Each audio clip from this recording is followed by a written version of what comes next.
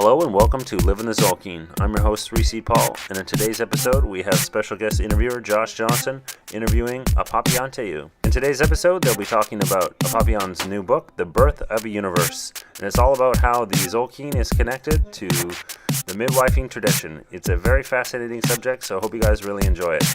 Before we get this show started, I just want to give a shout out to our new sponsor, the Tzolkin app, which is available on the iTunes App Store or the Apple App Store and the Google Play Store for Android and iOS platforms. This app is awesome. I use it all the time. It is just like a tzolkin in the pocket. So I hope you guys check it out and really enjoy it. Also, I want to say I'm really happy to be back. We took one whole year off of doing this podcast, and I've been thinking about it, and I've been really excited to get it started again. So finally, here is, let's call it episode 1 of season 2 of Live in the Tzolkin. Please enjoy. The book that I wrote is about Mayan knowledge. I was preoccupied because sadly, and I wrote it in the book, during all these years that I have been traveling back to Guatemala to stay with my family and to do some wanderings in the mountains and things like that, I haven't seen the same knowledge.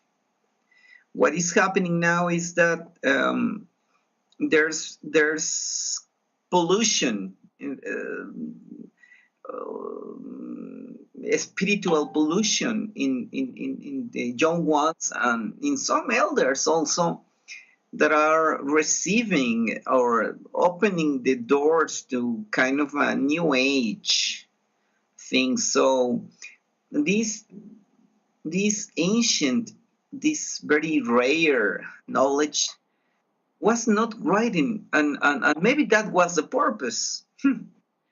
But there was a moment a couple of years ago, like 5 years ago, that I felt that it was necessary to be written, to be opened, at least one part of it, or the key points for general purposes and for general people, audience, to listen to or to understand or to begin to learn this kind of thing. So I began to write, but it was too heavy because it was too Mayan in the beginning.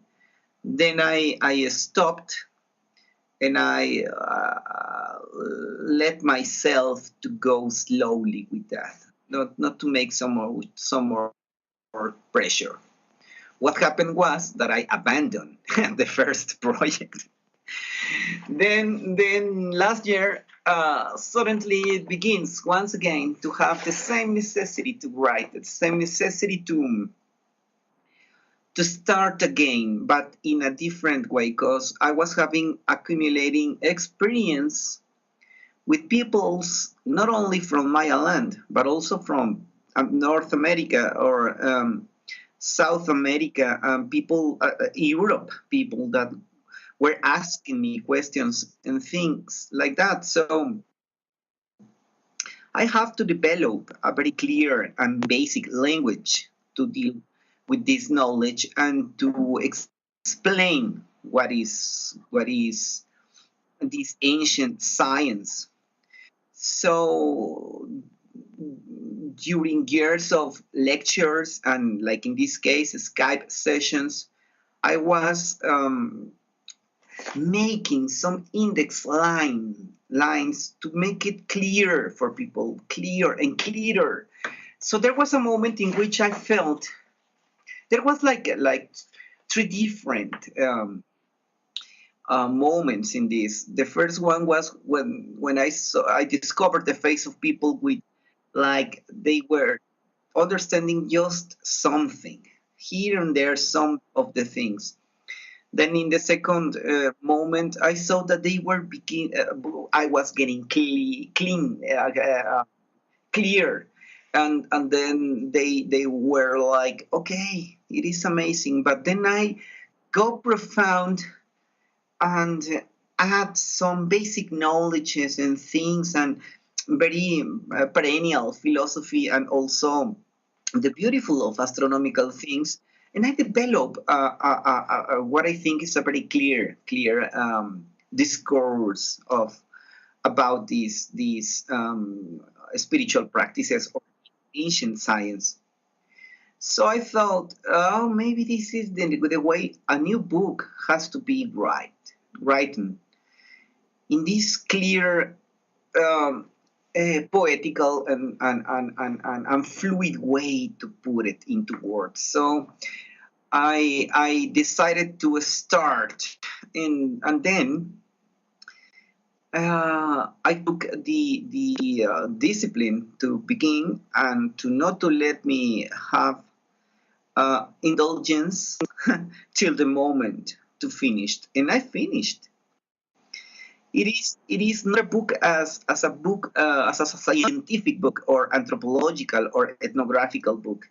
It's an essay that that an essay gives you this liberty in writing to not to exhaust things that many people are not interested in, and to go through a line, and then you can choose some things to develop, some things to let the reader to go to read more in another book. If you are interested, you can go and read more about that. But an essay, an anthropological essay, can give you that freedom to follow the line and to explain little by little. So I did it.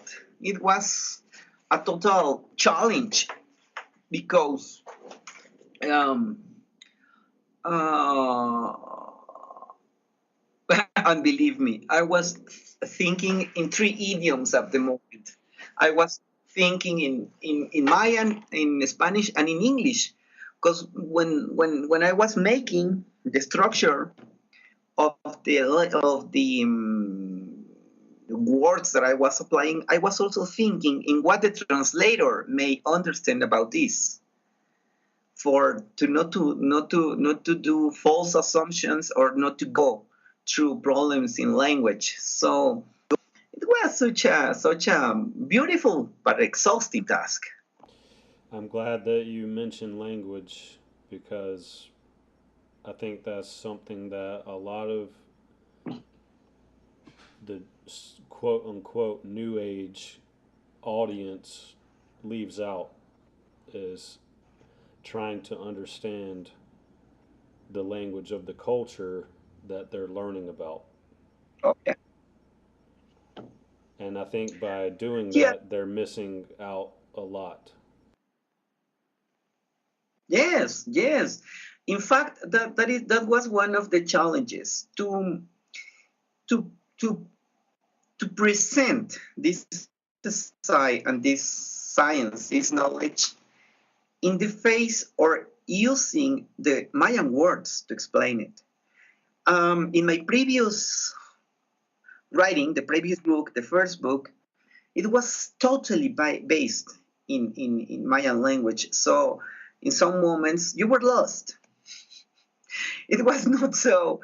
It wasn't so easy to try to understand. But in this case, I use notes and I explain little by little by little, explaining the complexity of Mayan words. And I think that for me, I think very happily, I think that this book reflects that the author is preoccupied for the reader to understand that the knowledge is being given following the Mayan idiom. So, when you speak of the Mayan idiom, are you referring to Kiche or are there also other that you No, included? Kiche, Kiche. Kiche is the language or the idiom that I over which I have dominion, and also the calendarical counting of days is the Kiche counting. This is a Kiche book or this is an Spanish text based on Kiche knowledge. Also, I'm thinking that one of the things that I was doing during the writing process was also to have a good text, to make an easier translation for English readers, because not to you. I was even thinking in English when writing for people to understand, and I think it's going to be an English version also. Well, I want. Mm-hmm. I'd like to say that in my experience, there are two type of readers or people who study the Mayan calendar. There are the people who take the academic approach, and then there are the people who take the New Age approach. And it's easier for people to go the New Age route. Well, let me tell you something. It's very peculiar. Well, there are several kinds of reactions, but now is 5 years from the 2012 Mayan apocalypse phenomena. So there has been people that has already put in the trash the previous New Age formation of them, and little by little they are getting closer to the authentic Mayan knowledge, and Arguelles books and so are being having or are experiencing. The author is no longer anymore in here. Right. Are experiencing a decay. But at the same time, in general, Maya studies has been changing the point of view in the face of the native universities and the native schools that now are arriving and putting Mayan knowledge in the table. I am a member of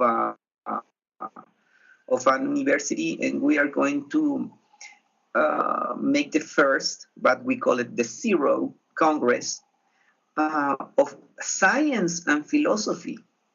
And it is a great effort to put it in that way, because what we were treated as was as savages, or the remaining of a big civilization, the remaining ones, the ones that were left, or well, now the Indians of now that.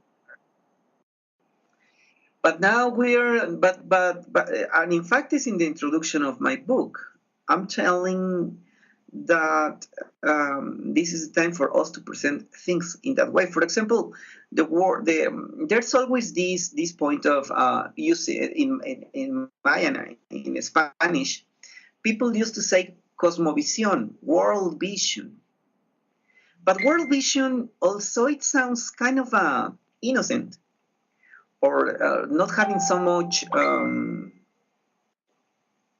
weight to it. In reality, it's a very, very destructive. It's a very harmful word, because it is like in the Western world, we have science and philosophy, and you Indians have a worldview. Yours is more related to myths and superstition, and ours is a science.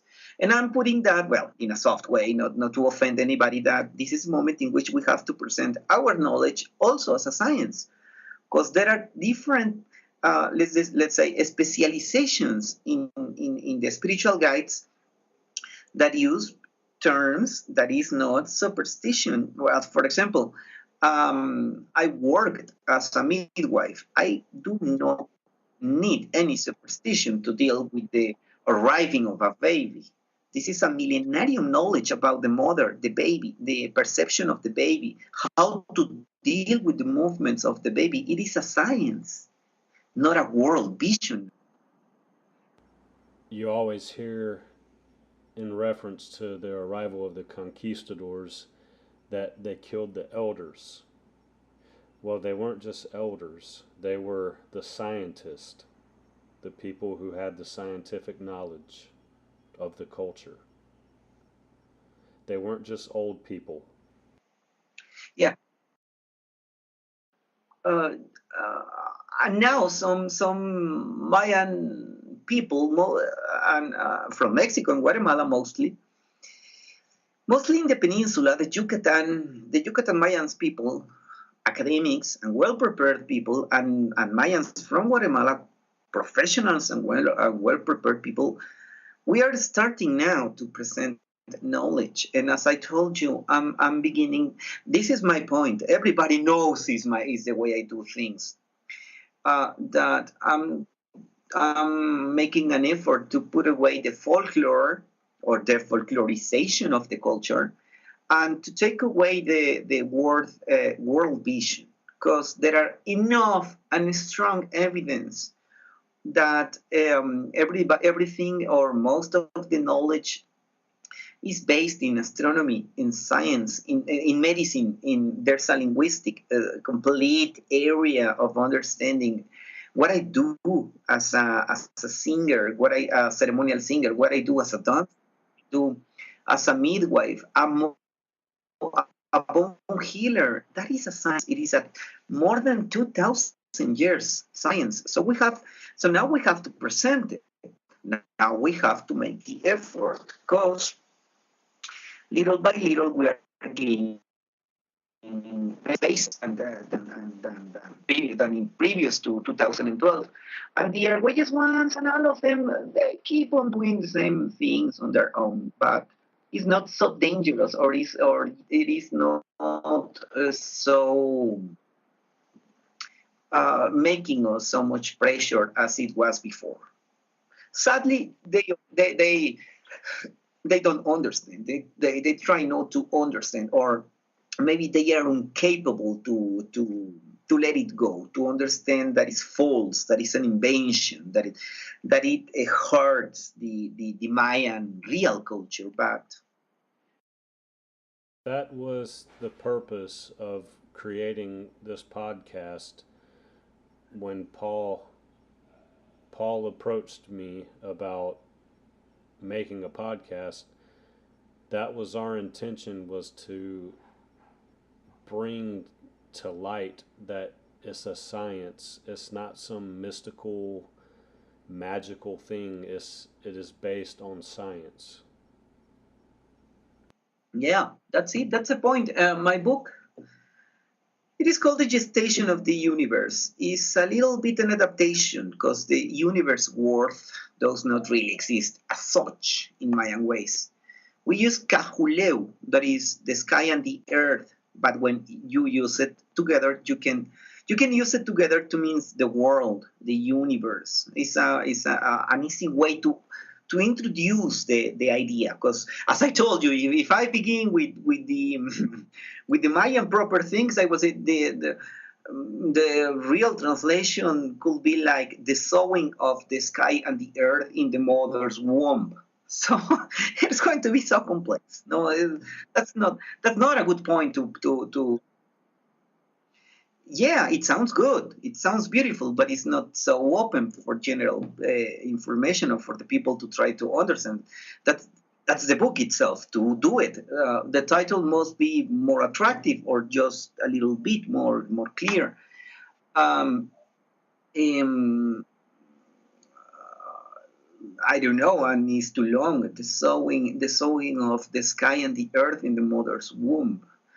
And sounds good, sounds beautiful, but it's too long for that, Mm-hmm. for the People, front. People have a short attention span. Yeah, well, and what I do in the book is, first of all, in the introduction, to say where this knowledge comes from. Obviously, to put a real ethnographical reference of which peoples I'm talking about, and then how it develops, and to put once and for all very clear that what I'm going to describe is a way to understand life and the universe based on scientific facts, on the way to how we use the words, or which words we use to define consciousness, not soul. Soul is another very, very tricky word that was put in our idioms just by the missionaries and the friars and the Judeo-Christian. Uh, yeah, but for example, the Mayan words very easily express a way of consciousness, and not talking about the consciousness as in the New Age way, but consciousness in the let's say the perception way. You are conscious of yourself, that you are aware of you, that you make a differentiation, that you have empathy, that you have a capability of thinking, that kind of consciousness, not the other, not the other way to arise the consciousness, or in the way in the Hindu or the Buddhist way. Ascension. Yeah, ascension, or that since the beginning begins with a bad point, because it's always related to ascension, or to go down, or to go up, and then there's a rule, and then you have to save yourself, and then somehow you are guilty of nobody knows about what, but you are guilty, and you have to stress yourself. To reach that state of consciousness.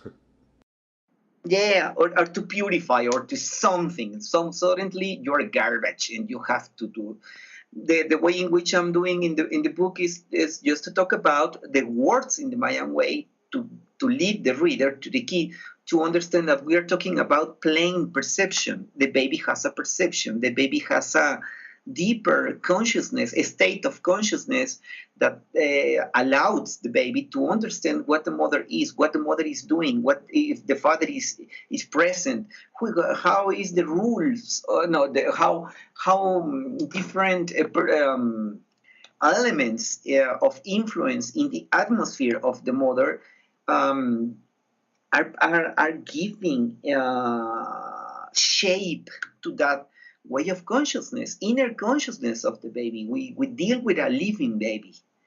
And then the book follows on explaining which are the responses of the baby, and how we midwives understand that.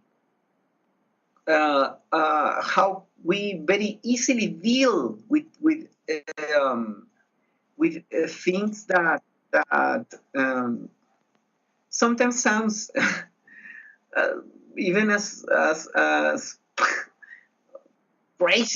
a craziness or crazy things, but it's very clear for us. For example, for us, it's not difficult to understand if the baby is a woman or is a man. We have quantity of ways to understand that. We have the rules to do it, and we do ceremonial chanting, and we have a way to proceed with during pregnancy with the mother, to understand the baby, and to keep and to continue, because what is going to define us is precisely that moment. We are the result of how we are created. We have been putting so much heavy pressure on the education things. Well, okay, yeah, it's okay. I'm educated, but there's basic things that are primarily formed in the mother's womb. And after that, well, it comes the understanding of our own education, um, childhood, and everything influences. But what we have to put into attention is what's happening there. I always say to the people, and this is one of the first very obvious facts. It is not the same if you are a welcomed baby, or if you are a rejected baby. That is more than obvious that this beginning with that, then you have two ways. Because if you were rejected, everything will be different in your experience in the womb. If you are a very well received or an over spoiled baby, also happens, things are going to be different. And then there's the cultural matrix of a person. Then I have then that is what that is what I explain in the book. How this ancient science always took into account a living baby in full perception of the atmosphere that comes from the mother and the surrounding of the mother, and how that really affects. I put the proofs of what happens, for example, not so exhaustive, because if not it will end in a 3,000 encyclopedia pages encyclopedia, but just basic examples of what I'm saying, how we deal with that, how we heal, and how we deal without let's say, pragmatic information. And that is the point, to present it as a science. That's the new way in which we natives are beginning to present ourselves. There's going to be, my book is one of maybe it's going to be the first that will do this. And as I told you, there's going to be this Zero Congress, Zero Congress of Mayan philosophy and science. Is it already scheduled, or? Yeah, it's going to be for November 11th to 13 this year, 2017. Nice. My book is going to last a little bit more because, edition, production. It's a lengthy process. Yeah. Later on, I will try. In this case, we have to do. This is the first. We are the first seeds in these things, and I will have to hire someone to make the translation and things like that. I don't know yet what gonna. I just finished. I made my best effort, and now there's a friend that is making a review in the anthropological. I have another friend that is going to make it in the midwife's scenery, and there's another friend that is going to make some edition.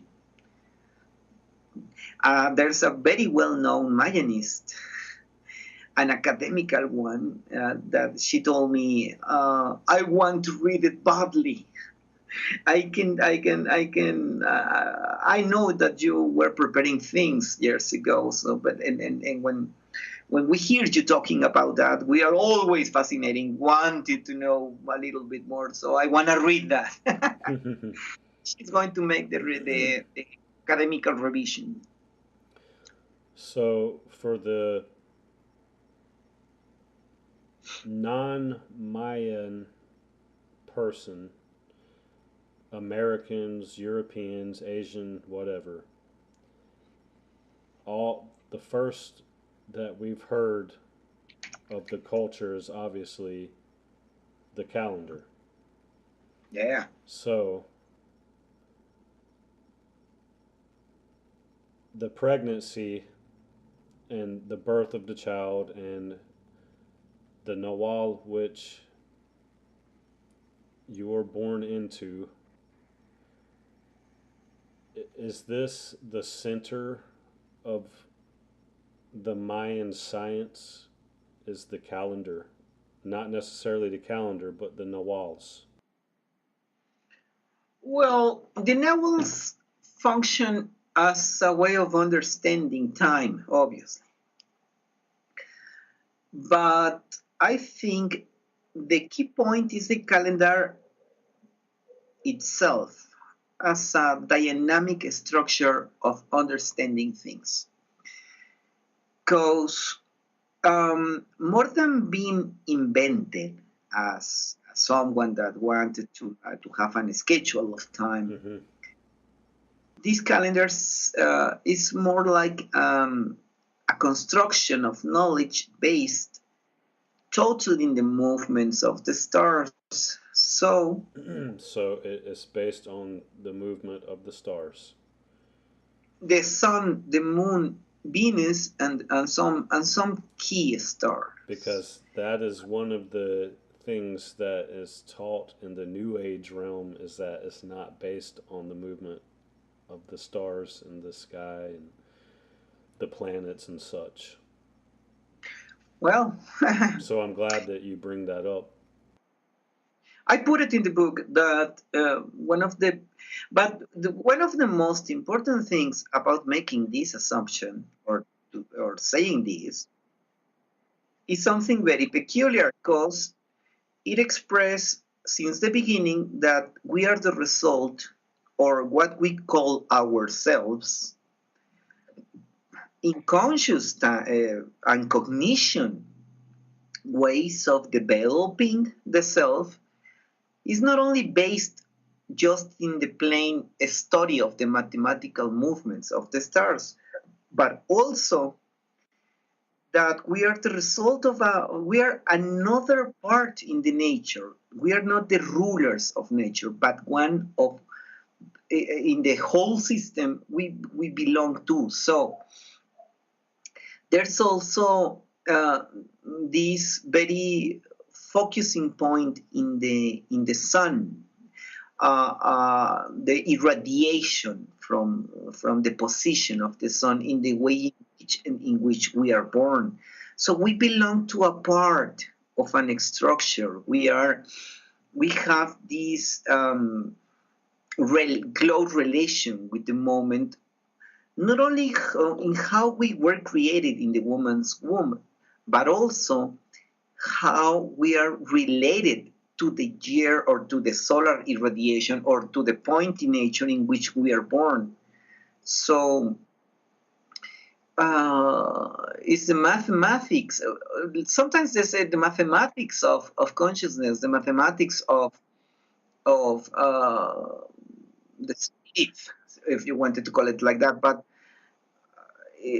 it is not the same to be born, as I said, rejected, and to be born in the night. We take into account all those things, and at the end, it results that we have biorhythms. And what I told sometimes people is that, for example, a peasant knows that he will have to choose wisely a good day to sow the seeds, to prepare the land, to do it in the proper way, to do different activities during the growing of the plant. But we don't take into account into us. And that is a very peculiar thing that people does not necessarily, or maybe we are not so aware that it is really important how even since the sexual act, the approach between the feminine and the masculine, or the feminine and whatever, because now there's artificial insemination, which is the atmosphere, which is the compensations of forces surrounding the perception of the baby, and also at the moment of delivery or when the baby is born, which is the surrounding atmosphere in which you are born. That is also important for us. At least we take into account everything like that, and we follow the metaphor of the corn. There's a correct moment to sow, and there's a correct moment. You have to choose the correct moment to harvest, and there's a way to do it. But for us, I don't know, we are acting like savages now. Now what is happening is this industrialization of the delivering of babies, and it is very very harmful to It's an industry. It's an industry because there's an industrialization. There's a mechanization. There's a way in which the human factors are no longer taking into account. Obviously, I'm not talking about the little efforts here and there. There are good, beautiful efforts in some medicine schools and universities and some places and hospitals that help the mother to have a better relationship with the baby in a human way to do the delivery. But if we take into account what is the huge amount of the majority, well, there's an industry of taking off the human part. The book or some of the chapters deal with that, with um, what happens in the perception of the baby, or what results from taking the total human part of the pregnancy. I'm not going to say that is necessarily a sacred pregnancy, but or a spiritual. It could be also, obviously, but the human part, just to deal with the basics, the human part has been erased, and also the role of the mother as the creator of the baby. For us, the mother is the creator of the baby. Is more than obvious, but when religion took off the soul from the baby, and when modern science does not think it's so proper to think that the baby is conscious, they are stealing both science and religion. This very beautiful human moment of being created in a let's say a spiritual way, a clarity way, a lovely way of developing a baby.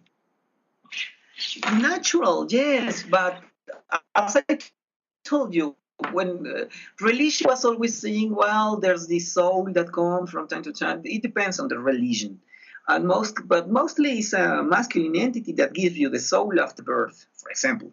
But science sometimes denied most of the time that the baby is fully consciousness. The baby maybe perceives, the baby has a primitive or primordial consciousness, but science also denied the if religion denies the mother, science denied the capabilities of the baby. So that is absurd.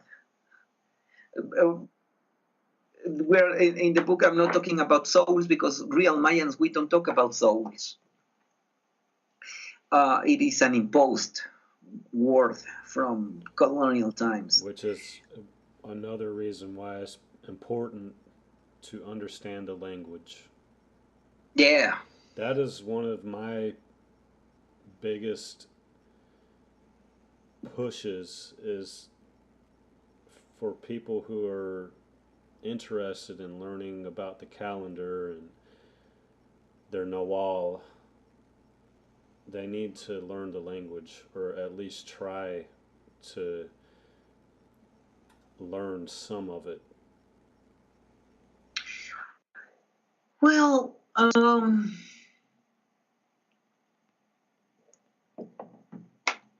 the language is important. It's not important to understand all the idiom, but the keywords is important because, at least in the Mayan way, it carries so much significance that you can use in a context, and then when translated, you put that knowledge in your own way of understanding. For the beginning, only the word, know what the word is trying to express, and Mayan keywords are very poetic, are very full of meaning, and there's no judgment. For example, in most of them.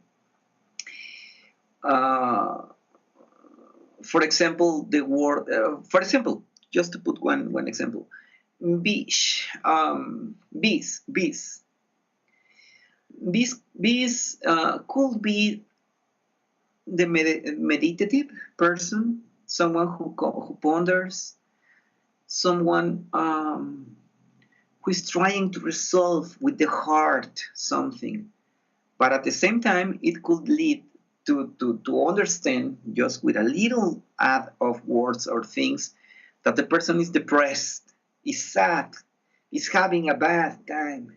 Kimbisoch, we said, is like Kimbisoch Laj, I'm preoccupied for you, but it's not sad. But at the same time, Kimbisonik, I'm sad, I'm having depression, things like that, a deeper depression. You have to use it in a very, very, very, you have to pay attention to the word to understand. If I only will make a plain translation in the Western or some of the Western idioms, I will lead to confusion to the person. So there's this almost this obsession of always making duality good or bad in things. So for us, it's totally erased when, as I told you, when using this morpheme that is bees, is totally without any pollution of moral or ethics or good or bad things. It could be bees as meditation, good ponderer, or it could be the bees of a melancholical person that is obscure, is having an obscure moment, but there's no judgment. That is very important. I think that is very important. Because there's always these questions for us about the Mayan calendar when people told you, is that a bad day? Yeah. Or is a good day? That is basic. And people say, and I said, okay, your birthday is this. And people say, it is bad or is good? Because my life has been bad.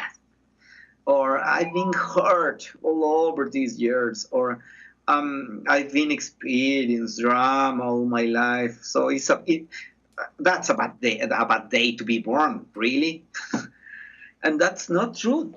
There's no good, there's no bad, there's no moral in the forces of the universe. We are the result of the forces of the universe. So we have, if you wanted, you can build an ethics and moral things. But basically, we are the same expressions of strengths and energies, if you want to see it, of nature that are without the good and bad duality. It's just a way to act. So, for example, using the example of someone who says they're born on a bad day or they've had bad experiences, that goes back to the condition of their pregnancy, correct? If you just take out the good and bad, I mean, according to the creation of them as a person in their mother's womb. Well, there's a way. For example, people said to me, "It's a very bad thing for the father to beat the woman while in pregnancy." Well, okay, I will agree that it's not a happy experience, and the baby is going to understand aggression and violence since the moment of creation. What it is going to create is not a bad person. It is a reaction in the consciousness of the baby. And we know that people, and that is not final. At the end, it is not final. So it is not good or bad. We know that very beautiful people in the world has been during those processes of having violence during pregnancy and during childhood. And so it is only a condition.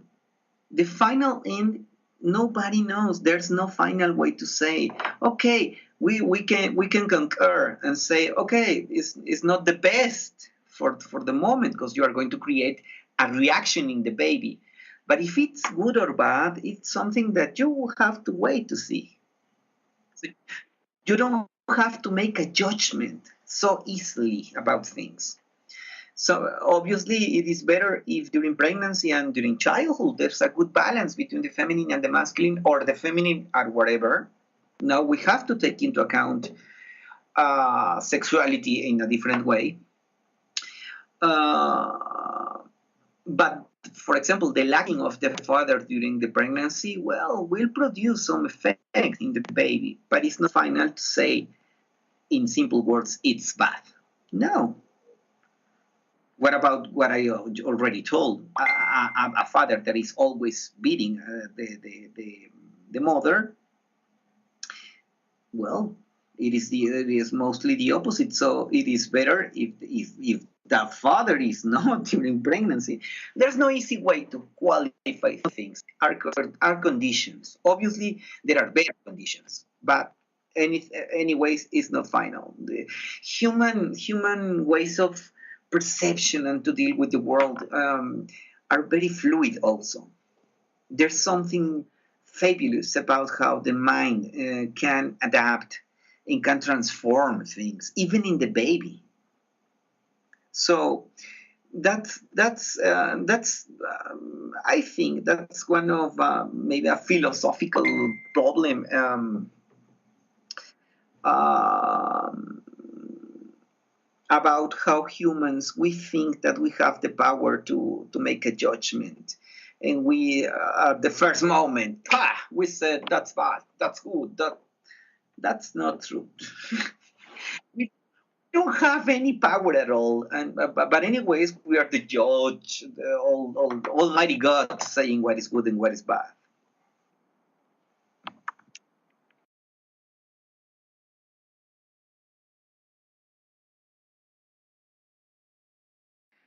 There's this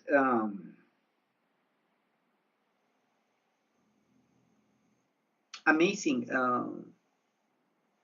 ways in which um, what we call inner consciousness or deeper consciousness, not necessarily unconscious or subconscious, could deal with let's say dramatic or violent or not easy to deal with experiences to transform it to beautiful results, to a beautiful behavior. Obviously, you can get the opposite, but there's no final way to say it. There's another example. For example, when people um,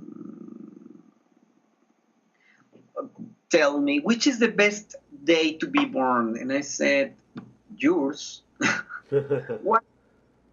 Because that question goes if you can pick up or choose a day. But if you are already a living being, well, it's yours. You you are unable to choose. They told me which are the best conditions. Well, obviously, love, tender, call it the way you want it. But an over spoiling situation is also a very produce very peculiar results. So there's no way to say that there's a better, because there's no worst, there's no better, there's no good, there's no bad. It's conditions in how you deal with that. That's a good thing for people to understand who are trying to learn about this. People who are learning about the day they're born and the Nawal.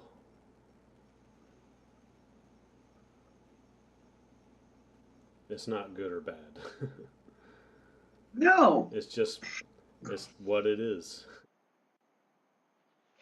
it is an expression of a ways in a dynamic system, or is a way of expression of any given strength, force, or line of consciousness in a dynamic system.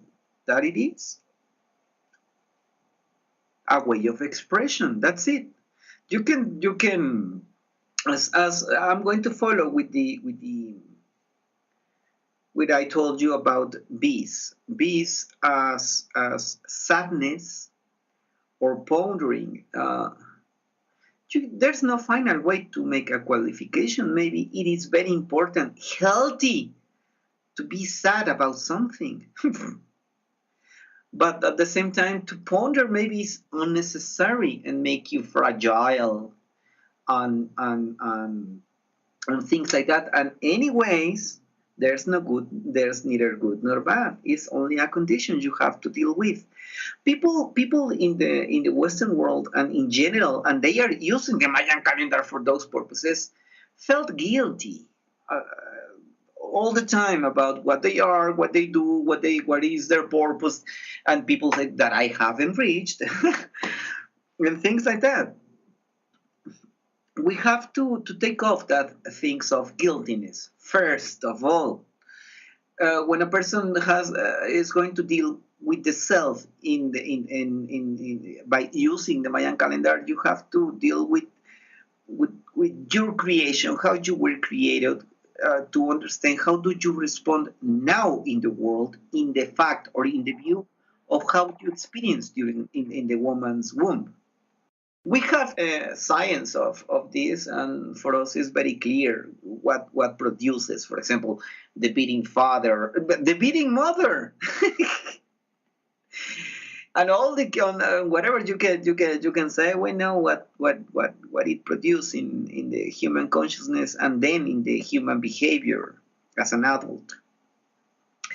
And we have the lines and we have everything, but this knowledge hasn't been exposed. The other day, the friend that I told you that is, she has like 3 PhDs or something like that. I told her, she told me, but you are not making so much notes. And I said, I'm not making notes about things in that sense because there's no written knowledge of this kind done by academics. Because academics sometimes, and we are looking at that now in Mapuche land, in Chile and Argentina, they sometimes collect knowledge, but they collect, they publish, and bye bye. And for example, something that I told is that just take into account saying the academics go to a foreign land. They are anthropologists or ethnographers. They don't deal with the medical healthy system of the Indians because they are not doctors. They are not medics. What they report or they told is, okay, these crazy Indians do these things and they believe the baby, things like that. But they don't know the medical procedure of being a doctor as such. There's no doctor going to the communities to understand that. It's only anthropologists, and they are prepared to be anthropologists, not to be prepared as a doctors. So there's no material, there's no produced material about these things. There has been some things, some friars and some people said something. Well, that's a little amount of that, but the knowledge is very complex. It's very rich and is full of continuous clues to give you clarity about things like that. So there's no good day, there's no bad day. Your day is the best. Well, it's yours. You cannot choose anyways. There's no way to say, okay, mine was a bad day. No. The other one also has their own challenges. There's no way to make a comparison to say, oh, this is best, this is the worst, my life is not. And as I have to deal with the self in using the Mayan calendar to understand the creation and also how we as an adults we develop a personality and with, uh, let's say, distinct ways of responses to the world. We can explain everybody. We can explain the serial killer and the loving one. Whatever. There's no problem with the Mayan calendar. So your book is going into the scientific basis of the calendar. Yeah, and a little bit of the mathematicals of the stars. A little, not so much. I don't want to exhaust the person by making mathematics or to. This book is not a guide. It's not a the basic. It's not the Mayan calendar for starters. It's an insight sent the knowledge in a way in which you are going to have maybe so many questions to deal with and so many. It's a book. It's an essay to open the knowledge for the people to ask and then to know how we shall continue. Um, this is a very millenarium knowledge. Uh, the the expressions, as I said, we are an expression of or the expression of the universe or the sky, the earth, whatever you want, of nature. The knowledge is encoded in the Mayan calendar and is also a 9 month calendar, um, and it follows the Mayan calendar follows the rhythms of nature. So that gives us also the clue of how we follow rhythms and cycles in nature. As I told you, it cannot be so exhaustive. If not, it's going to end as the previous book, as an encyclopedia. My previous book was 1,500 pages. I was writing the final book about the Mayan calendar, and not all the information and I think it's not necessary. You get so confused about that. You learned from a woman in the Highlands. Is that correct? A Yeah, midwife. I was her assistant, and also she didn't plan to teach me as such. Well, at the end, you you learn, because in the Mayan way, it is very difficult to find a male midwife. Also, it was very difficult to find a male weaver, for example. Now there are weavers all around, all over the places. But the midwife, the male midwife touching the woman's body is very difficult. So I was only the assistant. I was in the beginning just give me that oil, give me that knife, give me that alcohol, or do these simple things. But at the end, I was helping, assisting, and receiving babies. She was very silent. She was not so expressive. She was a little bit even obscure in some sense. But my teacher, my male teacher, he was the opposite. He was all the time speaking, and he was an expert in the Mayan idiom. He was a linguist, and he was very well known in all the town, and he was all the time talking with me 2 hours, 3 hours about knowledge. And so what I didn't understand with the midwife woman, I was learning with the philosopher in the other hand. So it was a very, very beautiful experience.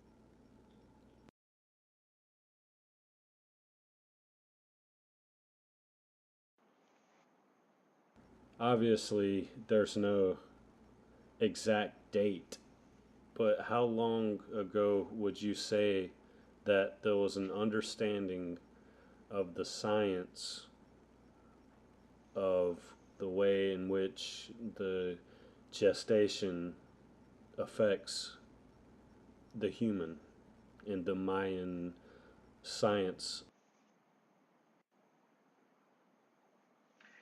Well, gestation is the 90% of what we are. As I told you, there's the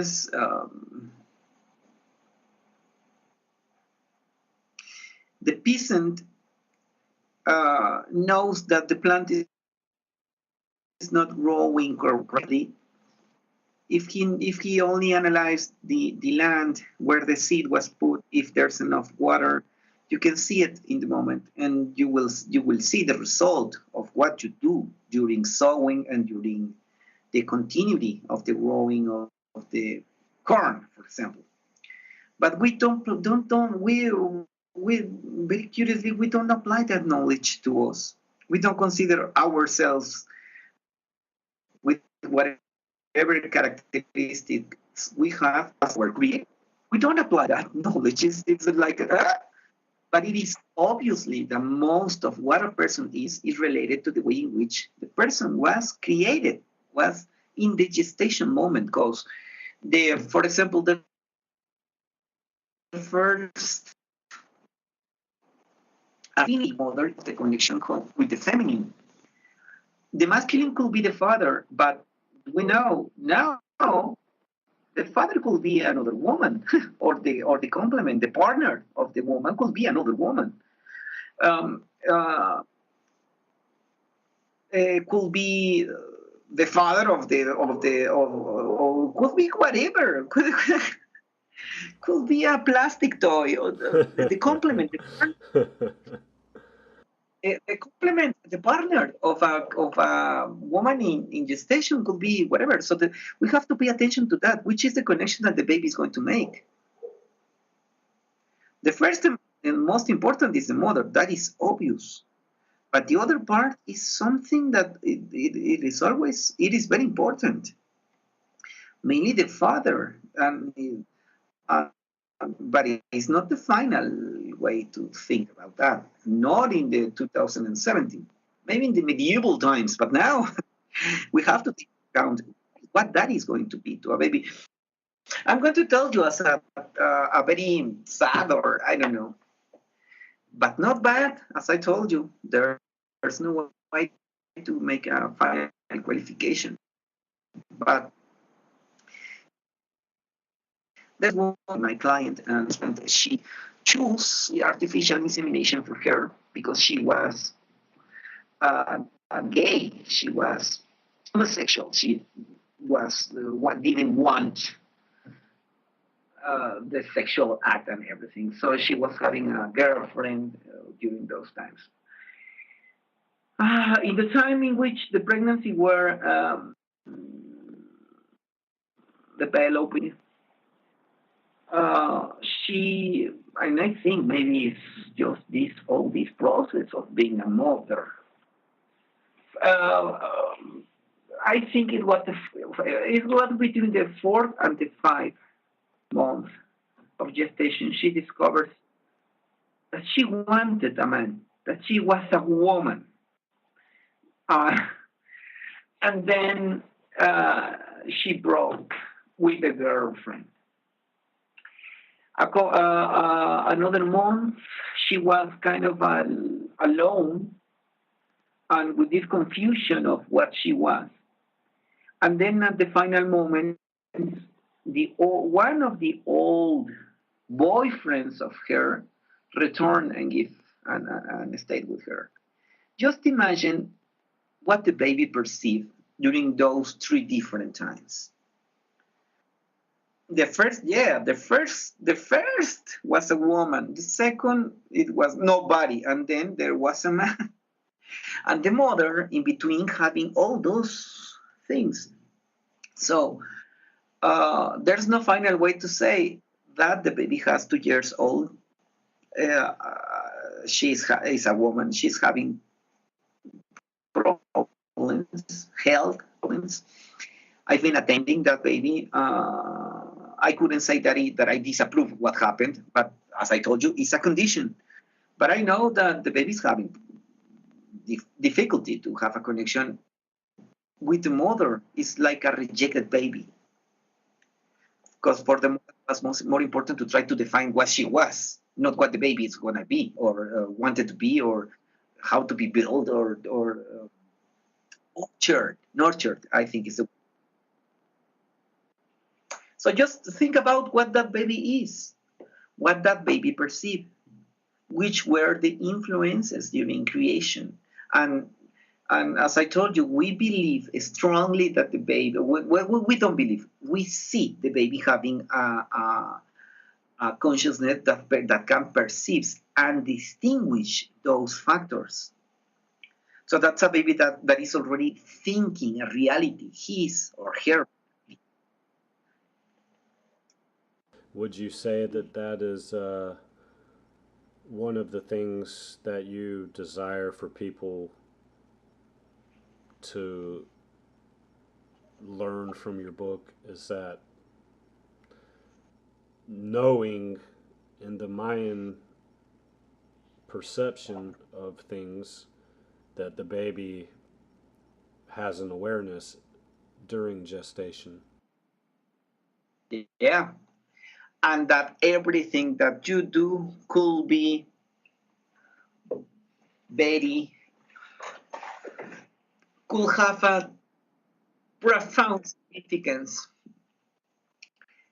in what that baby then, as a full human, will behave. In our culture, in Western society, the the primary focus is usually on what the woman consumes during pregnancy. You know, like is she drinking alcohol or smoking cigarettes, things, small things like that. Not taking into consideration the emotional environment that she is exposed to. Yeah, I put an example about that. As I said, I couldn't make an extinction in all cases. It's impossible. But yes, it is very important what the mother consumes. Yes, that is important. But we have to take into account now what I'm saying. Because, for example, just imagine a woman that drinks alcohol, but that produces her, let's say, a double combination of experience for the baby. That the mother is doing something that produces a commodity in the baby, as for example, not only alcohol, could be a chili food, things like that, could be whatever. But if the mother is happy, or she feels happiness about that, the baby is going to have a confusion of things, because let's say the food is going to be producing commodity, but the mother is somehow happy. So, and that applies also for one key thing that is very incredibly amazing, and it is that the baby in a moment begins to learn already in the womb. So, for example, let's go back to the beating. If the just imagine that the father beats the woman, but what if the mother take that as something she must, and then is happy about that,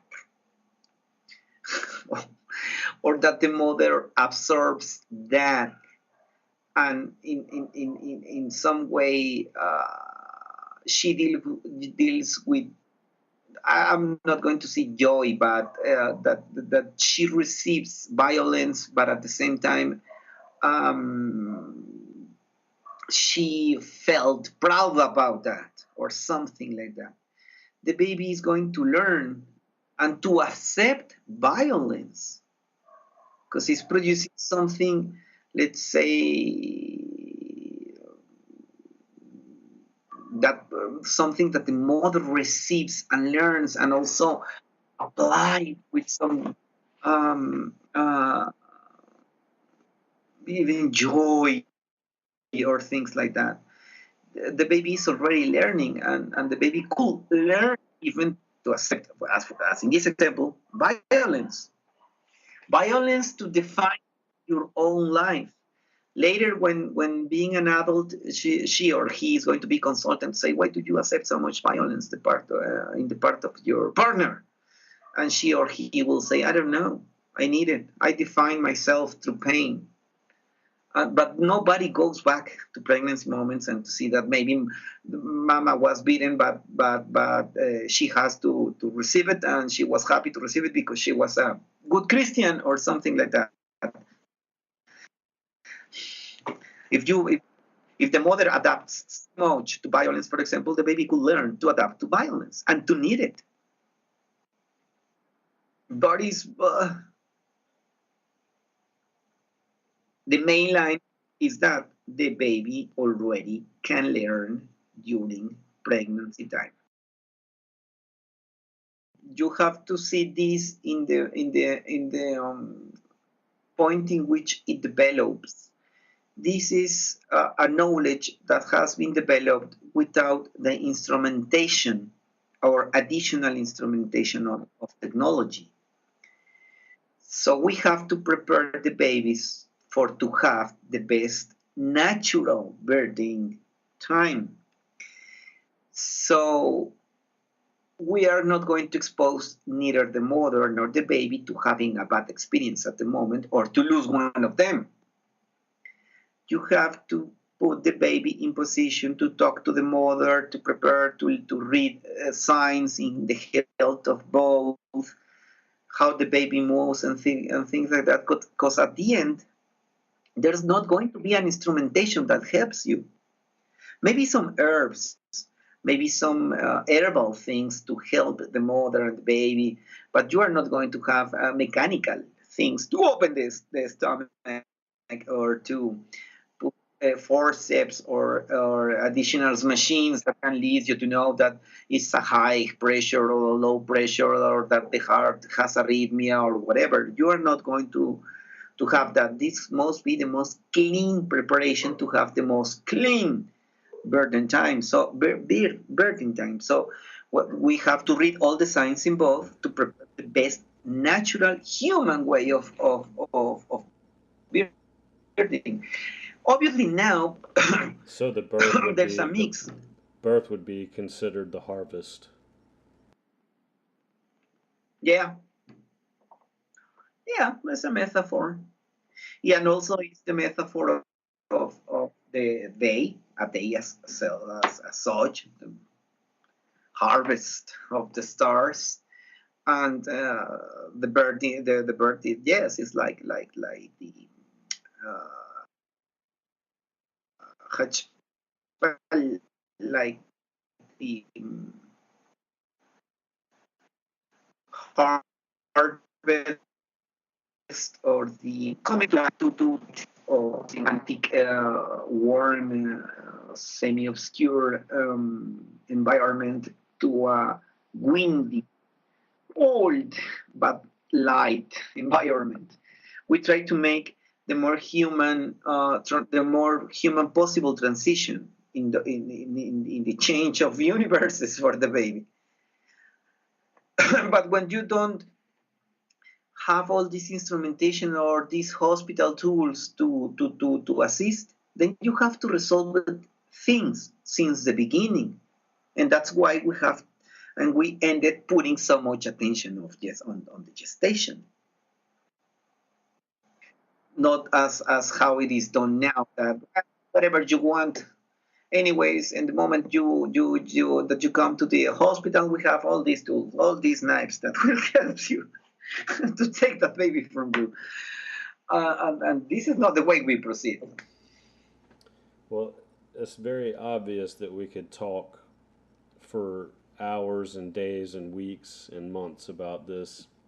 Yeah, we can finish with different things, but and also obviously, if this is a podcast, obviously also the one that is listening cannot be so exposed at so much. Yeah, well, this is the book. This is a book, an essay, a big essay. And if you wanted to call it, well, yes, it's like an anthropological, mathematical, or astronomical recount of how we see the creation of a baby and all the different elements. It's an epistemology of consciousness for to understand how we develop uh, inner consciousness in the baby and what is the result of the influence for the baby.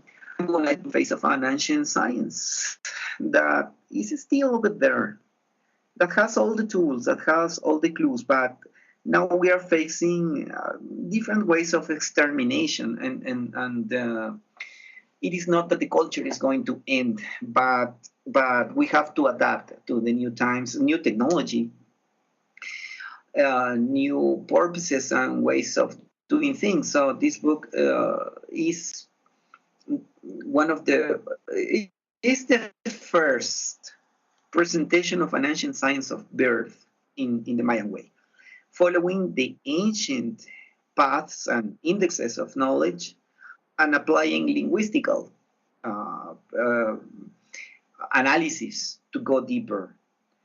It is for a general purpose. People begins with the most simple to enter to the most complex, gives an example, and some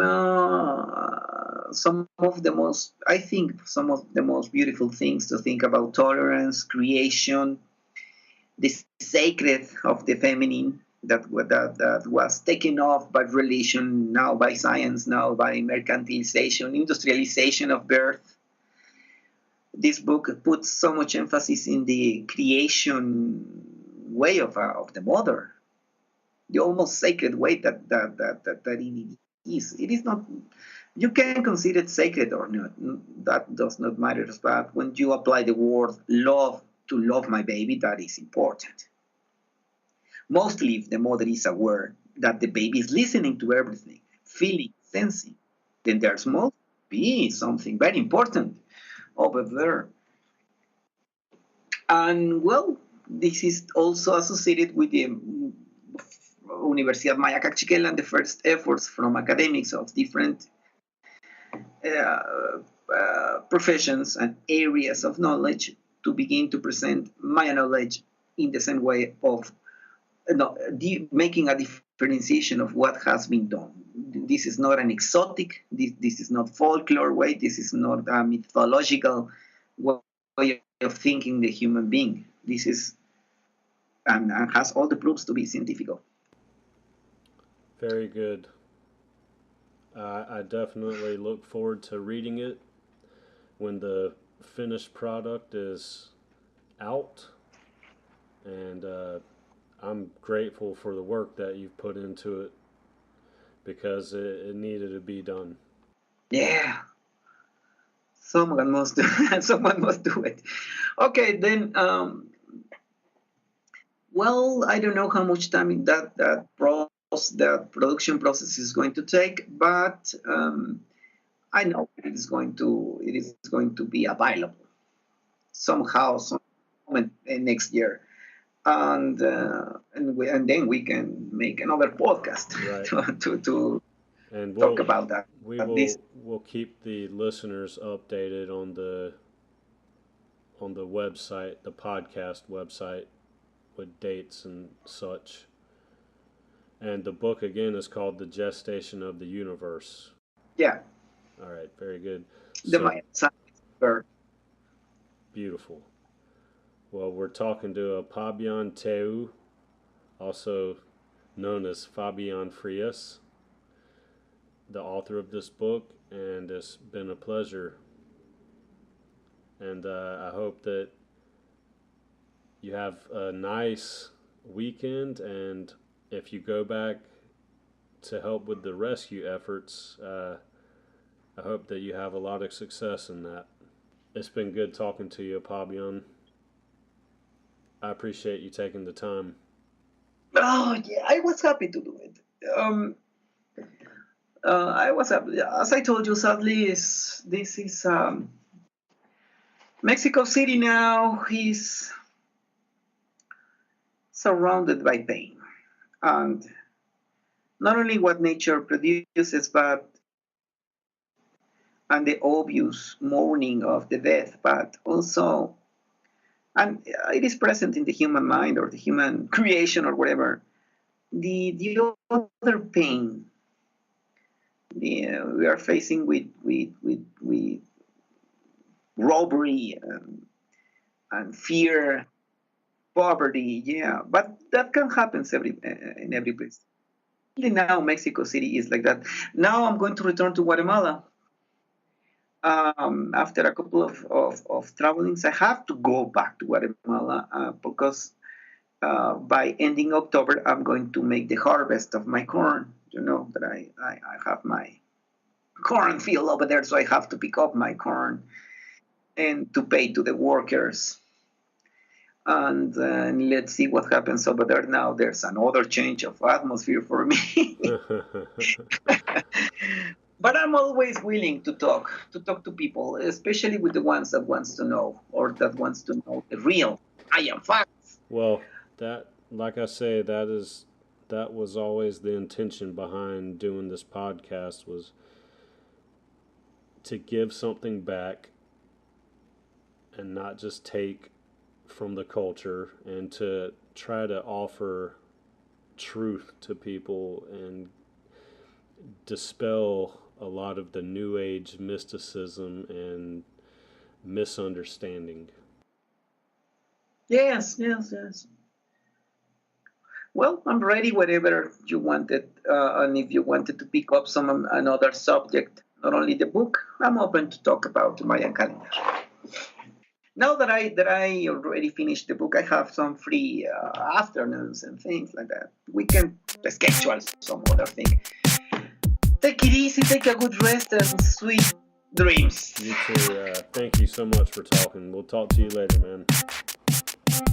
Have a good night. Bye.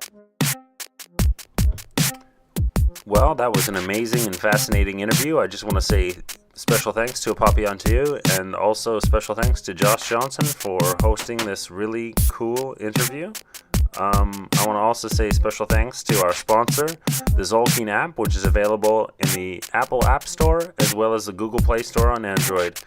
If you guys haven't already checked it out, please download it and share it and try it out. I use it all the time. It's my favorite tzolkin app. It's like having a tzolkin in the pocket. I'm really excited to get this second round of Living the Tzolkin podcast off the ground.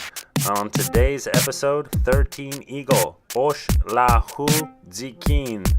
Peace and love, and I'll catch you guys next time, all the way from Kyoto, Japan. All right, peace out and love, everyone. Bye-bye.